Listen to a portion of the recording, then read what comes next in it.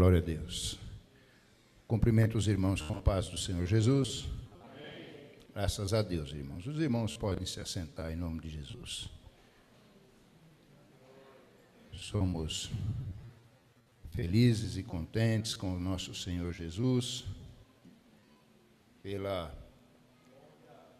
oportunidade de mais uma vez falarmos da sua bondade, da sua misericórdia. Eu sou grato a Deus por tudo que o Senhor tem feito. Sou grato a Deus pela minha vida, sou grato a Deus pelo meu ministério, sou bastante grato a Deus por tudo, viu, irmãos? Aleluias. Meus irmãos, nós vamos estar lendo um texto da palavra do Senhor para meditarmos nele nesta noite. Quero dizer aos irmãos que a leitura litúrgica da noite é Deus usando o pastor para mostrar à igreja a que Ele quer tratar com a igreja. Eu sou bastante grato a Deus, porque quando eu fui chegando ali, eu já entrei glorificando, falei, ô Senhor, o Senhor é bom. Hebreus, capítulo 10, nós vamos estar lendo do 35 ao 39. Aleluia.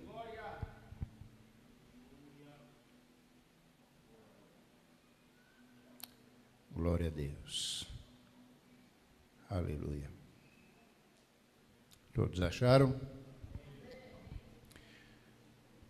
Leiamos a palavra do Senhor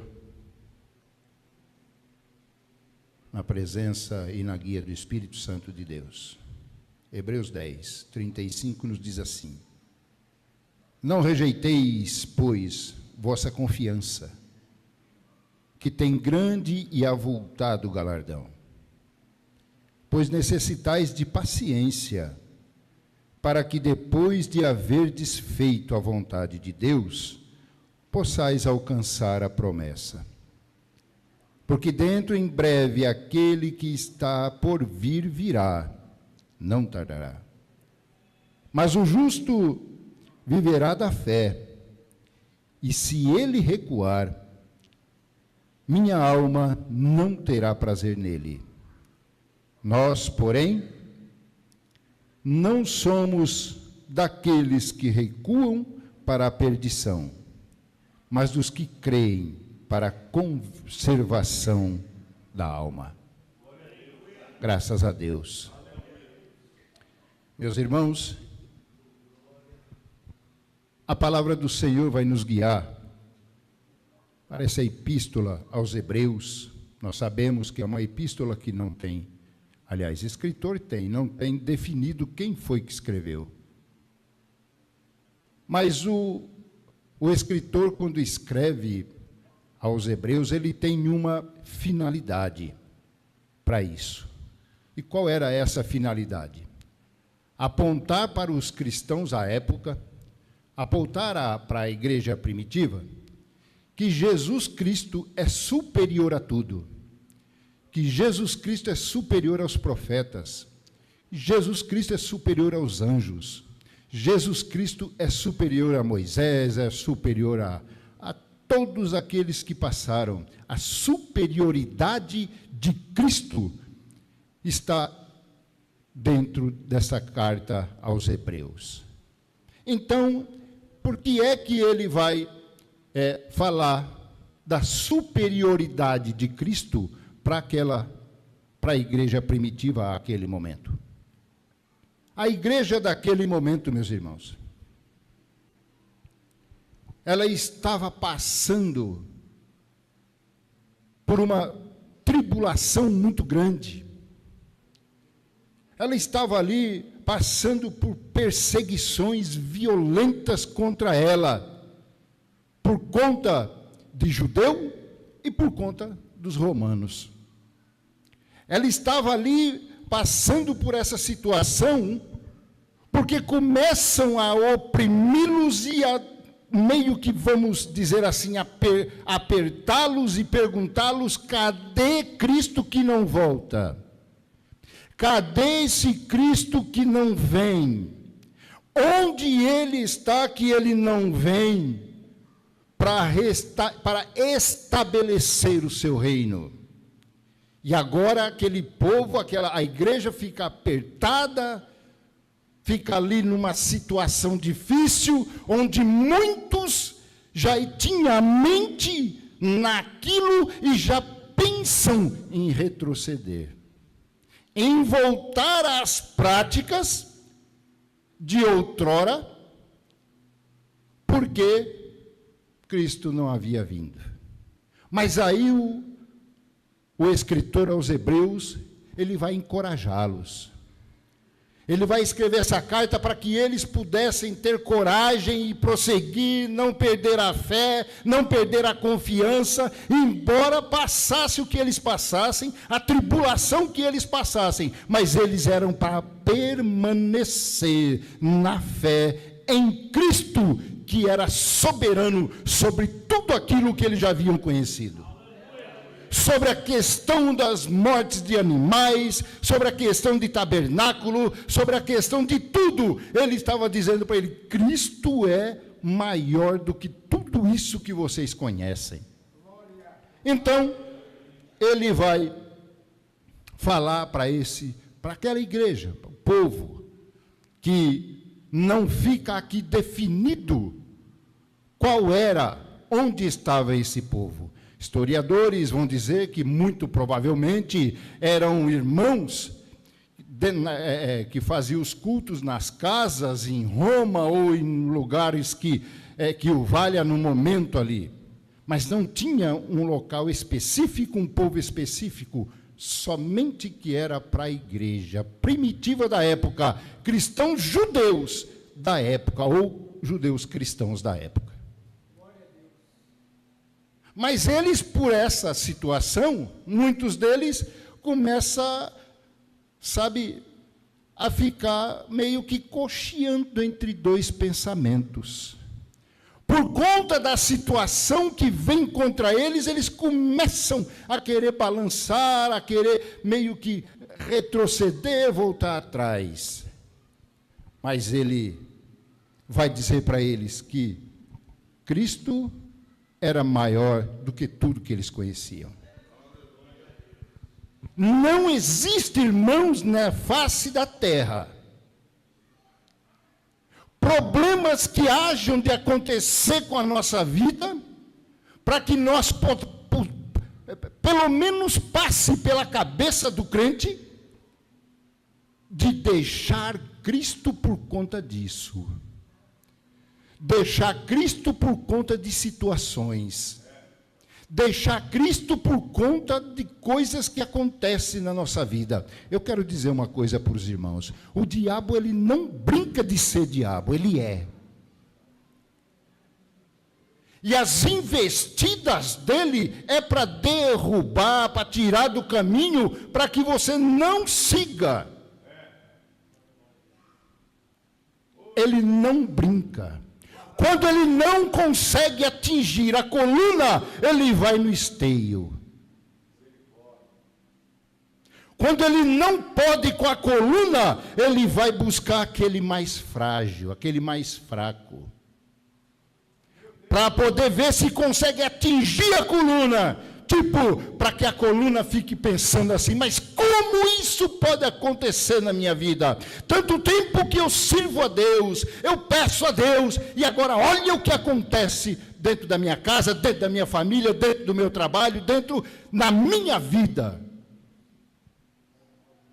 O crente, ele precisa saber que além dos problemas dele, ele tem um que é muito maior do que esse problema. O Paulo, quando tinha o problema do esbofeteamento de Satanás, o Paulo dizia que aquilo que eu quero fazer não faço, aquilo que eu não quero eu já fiz, então a minha graça te basta.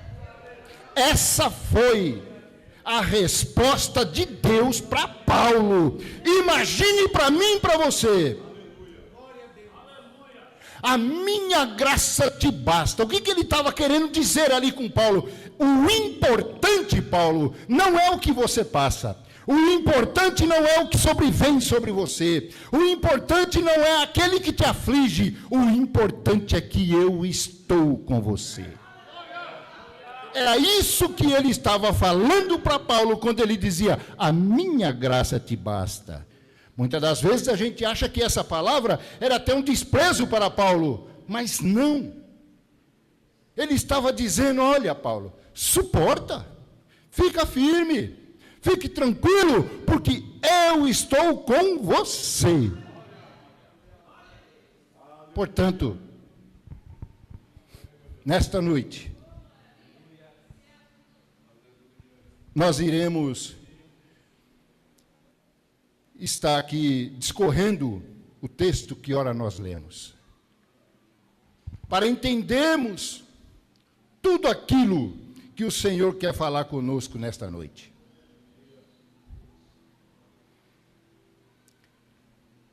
Mediante a fé, a perseverança, o não recuo. Que eu sei que não é fácil, mas vamos para o texto. Vamos para o texto. Hebreus 10, 35.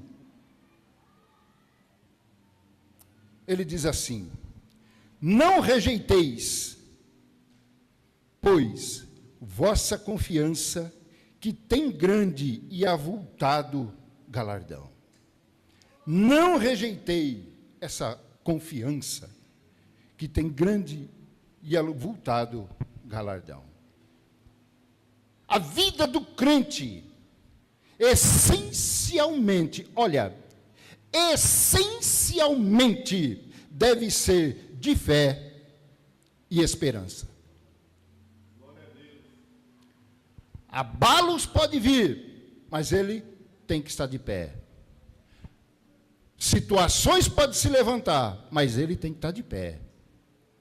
Confiando naquele que prometeu a vida dele, confiando naquele que vem prometendo que ele vencerá, mas ele tem que estar de pé.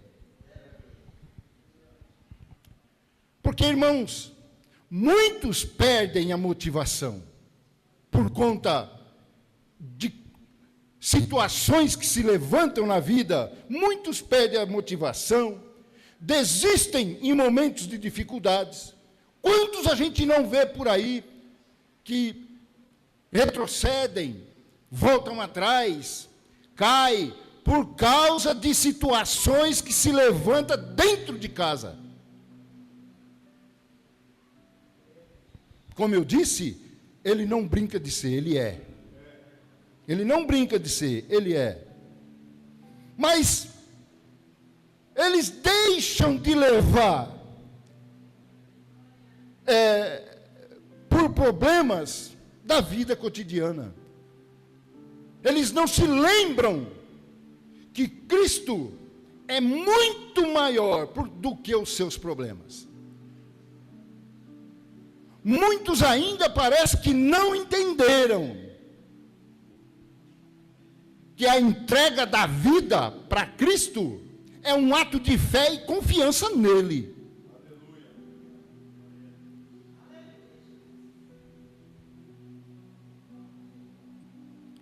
Muitos, às vezes, escorregam o pé, pensando em pensamentos como Asaf pensava. Como pode a minha vida, irmão Robson, andar deste jeito? Como pode? Asaf ficava imaginando, como pode o meu povo passar pelo que passa? E o ímpio está prosperando. Olha que o meu pé quase que se escorrega. Sabe o que é isso, irmãos? Isso é humanidade. Isso, o ser humano está sujeito.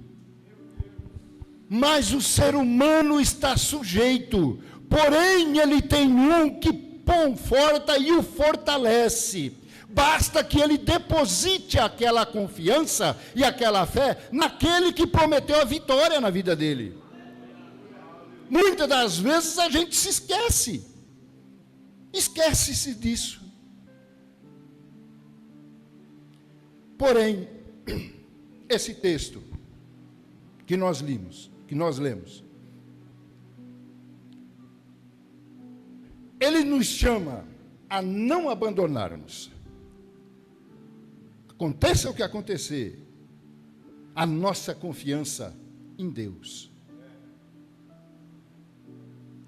Irmão, o que acontece do meu lado direito, do meu lado esquerdo, na minha frente, na minha retaguarda, com o meu vizinho, com o meu, com aquele, esse aí, isso não pode causar o abandono da tua fé. Mas nós vamos estar seguindo. Portanto, lemos aqui o versículo 35, que ele disse que não rejeiteis, pois, vossa confiança. Quando ele diz não rejeiteis vossa confiança, esse rejeitar é a mesma coisa que pegar e jogar fora. É rejeitar, é um rejeito. É pegar e jogar fora. Eu não quero mais, eu rejeito. É isso que ele está falando. Não rejeite a sua confiança, não pegue ela e jogue fora, por conta dessas situações adversas, no caso aqui que eles estavam passando, as perseguições que eles estavam passando. E o povo? Será que o povo tem adversidade na vida? Será que o povo de Deus ou anda somente regaladamente, dia após dia, sem problemas? Com certeza não. Pode ser o mais pobre, mas pode ser o mais rico. Problemas ele tem na vida. Problemas tem, problemas vai ter e vai continuar tendo. Mas aquele que prometeu é fiel para cumprir na minha e na tua vida. Versículo 35, então ele diz: não rejeiteis a vossa confiança, que tem grande e avultado galardão. A sua confiança não deve ser abandonada por conta desses problemas e situações que acontecem diariamente aí na vida. A sua confiança, ela não deve ser abandonada por conta, sabe de quê? De privilégios, de status. Confiança não se abandona, não é só por falta. Muitas das vezes a confiança se abandona é por excesso. Deixa de crer naquele que prometeu e passa a crer naquilo que só está chegando. Para que eu preciso ir todo dia para a igreja se eu tenho o que tenho e sou o que sou? Pegando a confiança que outrora tinha,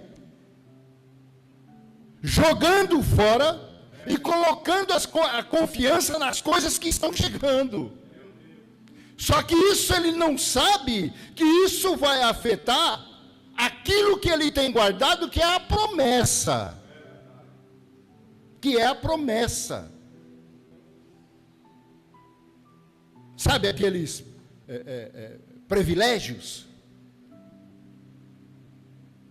Muitos, posição socioeconômica, esquece-se de Deus. Muito eu tenho, para que eu preciso?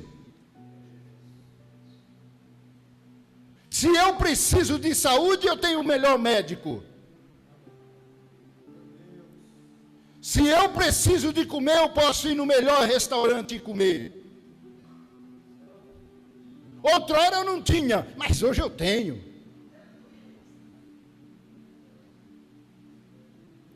E aí vai só degradando. É isso que a igreja precisa entender nos dias de hoje. O Senhor te deu, irmãos, levanta a mão e glorifique a Deus. Mas nunca se esqueça daquele que deu. Não deixe de glorificá-lo, porque foi Ele quem te deu. Você não tinha hoje abastado? Glória a Deus por isso. Mas lembre-se que Ele continua sendo Deus. E você continua sendo homem. E a promessa continua sobre a sua vida. E essa promessa pode se desvair por conta do abandono. O que adianta para o homem ganhar o mundo inteiro? O que adianta para o homem ganhar tudo o que tem no mundo, mas naquele dia perder a salvação da sua alma? Sabe por quê? Porque isso aqui não é eterno. Eterno é aquilo lá. Eterno é aquilo lá. Mas nada nesse mundo, nada pode ser igualado. Nada nesse mundo, nada, nem a tua própria vida, pode ser igualado a um prêmio de alto valor que te espera por conta da sua fidelidade. Está te aguardando. Seja fiel aqui, ó, para que você possa chegar onde Ele disse que você vai chegar. Seja fiel na terra, para que naquele dia você possa entrar no gozo do Senhor. Aleluia.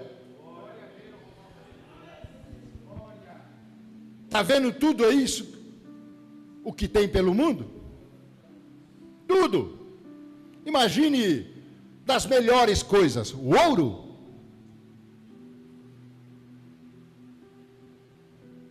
A prata, a pedra preciosa, as coisas que os olhos saltam para a vista, tudo isso, tudo, está vendo? Nada disso se iguala com aquilo que está guardado para mim e para você. Não iguala. Não iguala. Esse prêmio que nós temos é de um valor incontabilizado. Não tem como mensurar o valor daquilo que espera para mim e para você. Quer ver qual é esse valor? É simples para a gente ver. Acho que Lucas, se não me falha a memória, capítulo 19, que vai falar do rico Lázaro, do rico e o pobre, o rico e o pobre Lázaro, é isso? Lucas 19, acho que. Lucas, que vai falar sobre o rico e o Lázaro. 18, muito bem. Essa história, ela vai deixar bem escrito o que é a diferença daquele que teme, daquele que guarda, e daquele que não teme, daquele que não guarda.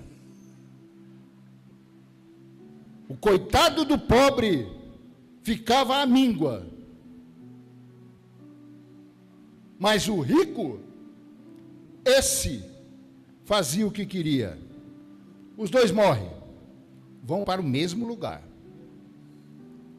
vão para o mundo dos mortos, os dois. Quando chega lá, eles se separam. Isso é lá no Antigo, lá, ele está contando a história do Antigo Testamento. Eles se separam. O rico vai para o Hades. O pobre vai para o seio de Abraão. E agora eles dois, agora o que está lá em tormento começa a pedir: me deixa ir lá falar com eles. Para quê? Para que eles não andem no mesmo caminho que eu. Olha a perdição que eu estou. Eu não quero que eles prossigam, que eles continuem. Quer saber? Entre eu e você tem tem um abismo muito grande, intransponível. Não tem como passar daqui para lá. Sabe de uma coisa? Nem para lá você pode ir. Então, eles que ouçam os profetas. A palavra de Deus, irmãos, é ela quem direciona o homem. A palavra de Deus direciona, dá o norte, alimenta, desperta. A palavra de Deus. Portanto, nada que se tem se compara com aquilo que há de vir. Nada se compara. Olha só, que essa recompensa, ela só está na mão de Deus, e aguardando. Um por um, pode ser no dia do arrebatamento, mas pode ser individual. Um por um, está aguardando. Aquele que acha que morreu aqui, acabou, quão bom seria se você confiasse de que além disso aqui existe a vida. Porque isso aqui é passagem, a vida está lá. A vida está lá. Mas para chegar até lá, precisa estar aqui. Mas vamos seguir. O Mateus 5,12 diz assim, ó: alegrem-se, exultem, alegrem-se, vibrem, fiquem contentes, porque uma grande recompensa os espera no céu. Por quê? Porque ele está dizendo, aconteça os apertos aqui da terra, alegrem-se nos seus apertos. Por quê? Porque uma grande recompensa os espera no céu. Sabe o que é isso? O foco do homem, o foco do crente, tem que estar no Senhor, em Deus. A vida nos aperta, nos oprime. Muitas das vezes situações que a gente vê acontecendo por aí. As perdas. Quando eu digo perdas, é os abandonos. Por conta de situações que se acontecem. Às vezes por causa do status, a pessoa esquece que é crente. Às vezes por causa de ter ou não ter, ser ou não ser, ele esquece que é crente. E aí, quando ele pensa que não, aquela brechinha que ele deu, aquele que brinca, aquele que é e não brinca de ser, ele mete o pé de cabra e cai para dentro. E agora, o pecado, ele está à espreita, está à espreita. Só esperando o momento certo para entrar.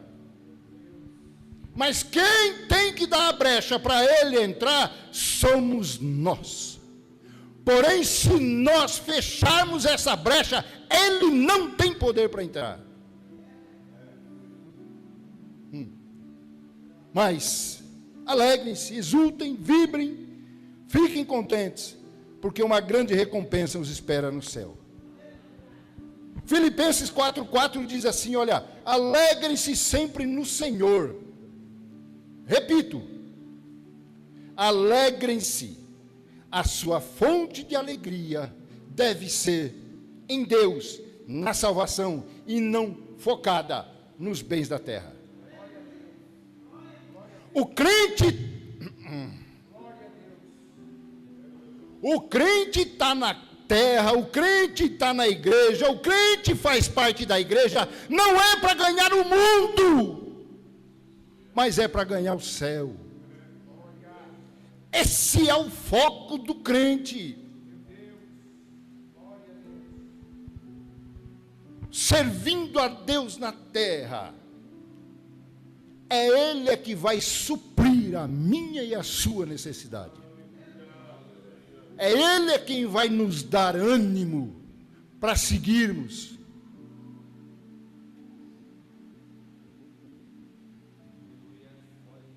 Aleluia. O versículo 36 nos diz assim: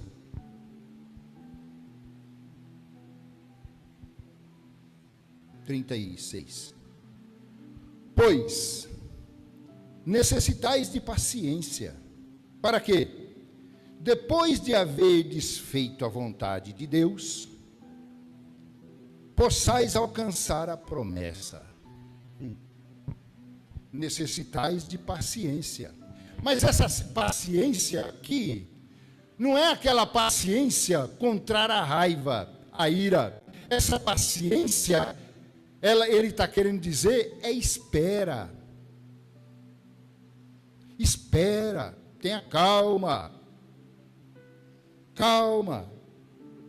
A perseverança, a persistência, a insistência, ela é necessária para que o crente alcance as promessas de Deus. Ele precisa estar perseverante, ele precisa ser persistente, ele precisa ter calma, ele precisa saber que, embora aconteça o que acontecer na terra, mas a vitória dele está garantida no céu. Para isso é que nós andamos e falamos do nome de Cristo. Para quê? Para que todos possam entender o que é isso. Possam entender. Mas então, ele disse, para que, pois, de haverdes feito a vontade de Deus, possais alcançar a promessa. Ora, a promessa de Deus é para mim e para você. Porém, existe para mim e para você a responsabilidade de estar andando nas diretrizes do Senhor. A palavra de Deus fala, mas a pessoa não cumpre. A palavra de Deus vem, mas a pessoa se esquiva. A Bíblia diz, mas a pessoa parece que vê e não quer entender. Não quer entender, não é que não entende. Não quer entender. Porque é explícito. Tem situações na Bíblia que é explícito, mas a pessoa não quer entender. A vontade de Deus precisa ser feita na terra. E qual é a vontade de Deus? É cumprir com aquilo que Ele determinou para que fosse cumprido. Para andar de acordo com Cristo andou. Para ouvir o Espírito Santo de Deus falando o meu e o seu coração. Me alertando, te alertando a respeito das coisas que vêm acontecendo na vida.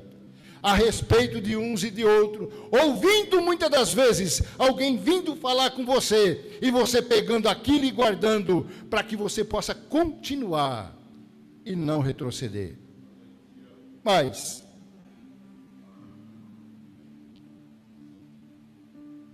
a carta de Tiago, o capítulo 1, o verso 2 e o 3, ele diz assim, olha: meus irmãos, considerem motivo de grande alegria, sempre que passarem por qualquer tipo de provação, pois sabem que, quando sua fé é provada, a perseverança tem a oportunidade de crescer. Então, note que quando a pessoa está passando por uma provação, porque o crente não estaciona nela, o crente passa. Quando está passando por uma provação, a perseverança, a insistência, a fé, a vontade, ela cresce. Por quê? Por conta da provação. Parece que o joelho trabalha mais. O joelho trabalha mais. Parece que chega até estralado. Então, velho que estava enferrujado. É. Tenha oportunidade de crescer a sua perseverança quando essa provação vem. Claro que ninguém quer ter provação. Quem é que quer ter provação? Quem é que fala, pede para Deus, Senhor, dá uma provaçãozinha para mim? Acho que não dá, não. Eu não vou pedir, você pede. Mas ela vem. E quando ela vier, eu tenho que estar preparado para passar por ela. Porque ela vem. Não importa em que tempo da tua vida, ela vem. Às vezes os apertos, ela vem. Às vezes o aperto que se passa é provação, ela vem. Ninguém pede, mas ela vem. Por isso, é que a gente não pode escolher ter ou não ter provação. A gente não pode escolher, ela vem por si só. Não cabe a nós decidir que tipo de provação eu vou ter. Não cabe a nós decidir se vamos ter ou não ter provação. Não cabe a nós essa decisão. Muitas das vezes, a provação vem, sabe por quê? Por alguma situação que era para ser feito e não foi feito. Algo que era para ser feito, para ser falado, para ser executado, e não foi. Deus agora... Mas não é que Deus está te castigando, porque Ele não castiga. A questão é porque Ele te deu algo a ser feito, e você por si próprio não fez. E aí pode acontecer alguma provação, mas eu não posso decidir se ter ou não ter essa aprovação. Agora, eu posso decidir qual vai ser a minha atitude dentro dessa aprovação. Escolher qual eu não posso. Escolher quando haria, eu não posso.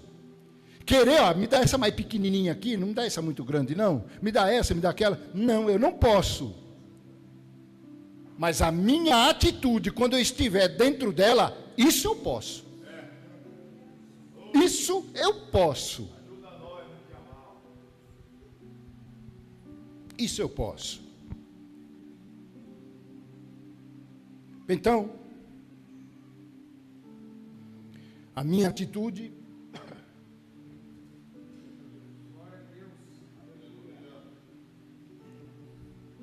essa eu posso escolher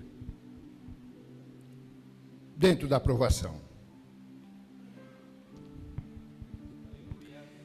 É fato, isso é fato, de a pessoa estar triste, da pessoa se entristecer, da pessoa se alegrar, dentro ou no meio da aflição. Quem que se alegra no meio de uma aflição? Quem é que se alegra? Eita! Está dando um problema para mim. Ninguém. Isso não vem de ninguém. Não pode, não tem condições. É uma tarefa difícil eu me alegrar no meio de uma tribulação, no meio de uma aflição. É uma tarefa difícil. Mas é necessário que o crente tenha no meio da tribulação a sua fé enraigada em Deus, para que essa tribulação dure pouco e passe logo. Então, a alegria do coração do crente, ela precisa estar em Deus, até no meio da tribulação. Eu posso não estar alegre com o que está acontecendo, mas eu tenho que estar alegre, porque eu sei que aquilo não vai permanecer, e quando aquilo acabar, lá vem a bonança. Atitude de crente, atitude de crente, porque tem provações, irmãos, que vêm para o crente, para quê? Para que Deus possa testar a sinceridade dele. Foi isso que aconteceu com Jó, homem fiel, temente a Deus, não tinha nada de errado com ninguém, mas nem por isso deixou de ser provado. E que provação! Certo é que ali estava havendo como se fosse ali que Deus queria provar para o diabo que Jó, ele era fiel, mas não deixou de provar o Jó, para mostrar para ele que o Jó era fiel. Mas ele foi provado, e que provação, a ponto da mulher dele dizer para ele: rapaz, será possível? Você é um cego. Não é possível um homem inteligente, com uma inteligência desse tamanho e tal, vai saber o que tanto ela falou na cabeça dele. Rapaz, abandona esse teu Deus e morre. Acaba com isso. Acaba com isso. E quer saber de uma coisa? Como falas uma louca, falas tu. Você fala como uma louca fala. Não foi ele que deu? Ele tomou. Era tudo dele, ele está dizendo. Tudo que eu tinha era dele. Ele me deu, ele tomou. Louvado, engrandecido seja o nosso Deus. A atitude de um homem no meio da provação, ela tem que saber que Deus está com ela. Ele não abandonou, ele continua no mesmo lugar. Basta que o homem possa voltar a ele, basta que o homem olhe para a situação, mas não fique preso à situação, que o homem lembre-se de que Deus continua no mesmo lugar dele, e o homem pega lá o joelho enferrujado, e vai dobrar novamente, e vai pedir misericórdia a ele, buscando ele novamente, e ele com certeza irá tirar. Aleluia, aleluia, glória a Deus. Vamos correr, está acabando o tempo. Nós vamos estar lendo agora o versículo 37 e o 38, seguidos, para ganharmos tempo. Diz assim a palavra do Senhor, olha: porque dentro em breve, aquele que está por vir, virá, e não tardará. Mas o justo viverá da fé. E se ele recuar, minha alma não tem prazer nele.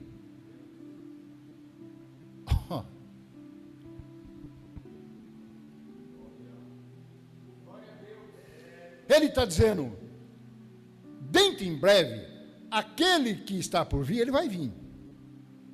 E se tiver alguém que não o esperou como deveria, e se tiver alguém que não aguardou a chegada, e se não tiver alguém que não guardou a fé, se tiver alguém que recuou por conta das situações que aconteceu, a minha alma não se agradará dele. Sabe o que é isso? Implica a perda daquilo que nós chamamos de salvação. Salvação. Portanto, como eu já disse, a fé, ela é essencial para viver de acordo com a vontade de Deus. Sabe por quê? Sabe por quê? Porque no mesmo capítulo aqui, aliás, no capítulo 11, e o versículo 6, diz que sem fé é impossível agradar a Deus.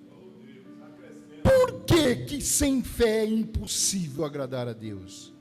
Porque a fé é eu crer naquilo que eu não vejo, mas espero.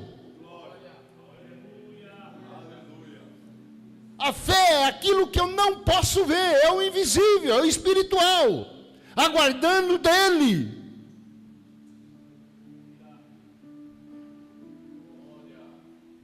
Sem fé é impossível agradar a Deus. É simples. A fé é o firme fundamento das coisas que se esperam e é a prova das coisas que não se veem. A fé é o firme fundamento das coisas que se esperam. Firme fundamento das coisas. Sabe o que é isso? Crer naquilo que não se vê. Eu não posso ver, mas eu acredito. Eu não posso ver, mas eu sei que tem um Deus por mim. Pode acontecer o que aconteceu na minha vida, Deus está me aguardando. Pode hoje Deus me tirar da face da terra, eu sei que onde está o meu Senhor. A recompensa está guardada. A esperança que o crente tem que ter é essa: passe o que passar, mas a tua vida está guardada debaixo das mãos do Senhor. Aleluia. Aleluia. Mas lá em segunda carta de Paulo aos Coríntios, capítulo 5, verso 7, diz que os cristãos devem andar por fé e não por vista. Só acreditar naquilo que ele está vendo, mas o importante é crer naquilo que ele não pode ver, mas que existe de um tamanho a se pensar para a vida inteira, ou o resto da eternidade. Ele diz que os cristãos devem andar por fé e não por vista. Mas como explicar isso? Olha o que ele fala lá em primeira carta de Paulo aos Coríntios, o capítulo 2, o verso 9. As coisas que o olho não viu, e o ouvido não ouviu,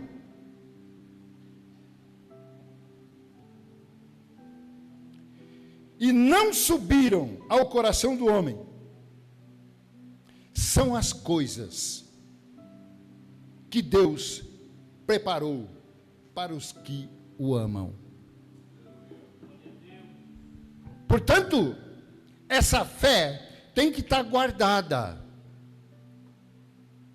A questão do homem, ele precisa saber que tudo o que acontece aqui não pode abalar a vida dele espiritual. Pode até acontecer coisas que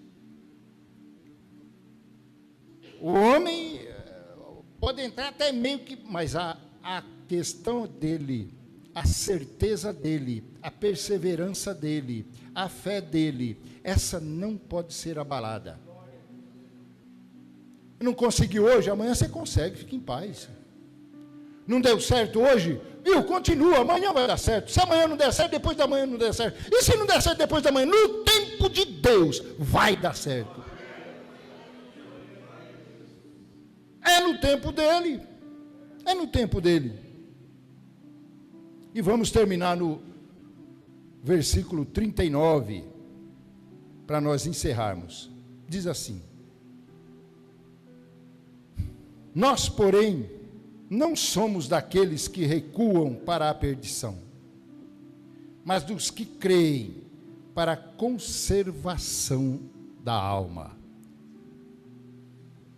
Nós, porém, não somos daqueles que se retiram para a perdição. Sabe o que é isso? Aqueles que se recuaram, que não aguentaram, que somente, olha, o prato nem chegou, ele já juntou. Mas Rapaz, ele estava lá no Rio Grande do Sul, para estar aparecendo lá na Paraíba, ele já... Estou nem aí, eu estou com fome, me dá logo esse prato de lentilha aí, filho.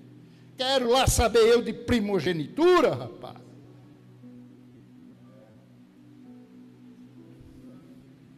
Portanto, nós não somos daqueles que recuam. A igreja do Senhor não pode ser daqueles que recuaram. A igreja de Deus precisa estar firme, precisa estar perseverante, precisa estar insistente, firme naquele que prometeu, e com certeza Ele vai cumprir na minha e na tua vida. A situação aqui pode levantar, pode passar, a poeira levanta, mas um dia baixa, a tempestade se levanta, mas no outro dia vem bonança, pode a onda se levantar, mas ela vai cair. Por quê? Porque o crente tem esperança em Deus. Aleluia. Mas, do versículo 39, nós, porém, estamos guardados, firmes e perseverante, olha ele, e perseverante na volta do Senhor. Essa fé que nós temos, essa esperança de um dia nos encontrarmos com o Senhor, ela precisa estar dentro, muitas das vezes, como já falamos, por conta de status, por conta de coisas materiais, implica a perder. Portanto, quando o escritor aos Hebreus, ele vai escrever isso para eles, é porque eles já estavam quase recuando. Mas ele vai falar com eles: olha, onde é que vocês estão? Preste atenção, deixa acontecer o que aconteça, mas fiel aquele que prometeu para mim, fiel prometeu para mim, para você, para nós. Nós temos a certeza que a recompensa para quem vencer, está com o Senhor, está na mão dele, está te esperando. Depois disso ele vai entrar aqui nos heróis da fé, dizendo para eles: olha só o que aconteceu com esses, mas eles não negaram, não voltaram, não recuaram. Para nós terminarmos, Tiago 1:12, ele diz assim: bem-aventurado o homem que suporta a provação, porque depois de aprovado, receberá a coroa da vida. Depois de aprovado, receberá a coroa da vida, que o Senhor prometeu aos que o amam. Portanto, nessa noite, eu agradeço a Deus por esta palavra de exortação, de alerta, que a hora que a gente sair daqui para fora, não se sabe o que vai aparecer. A hora que levantar na cama amanhã, não se sabe quem é que vai bater palma na minha e na tua porta. Não se sabe a situação que vai ocorrer no meu, no teu trabalho, enfim. Haja tão somente em nosso coração a fé, a esperança de que o que está guardado para nós é nosso, mas para isso temos que permanecer. Amém? Que Deus abençoe em nome de Jesus. Glória a Deus. Deus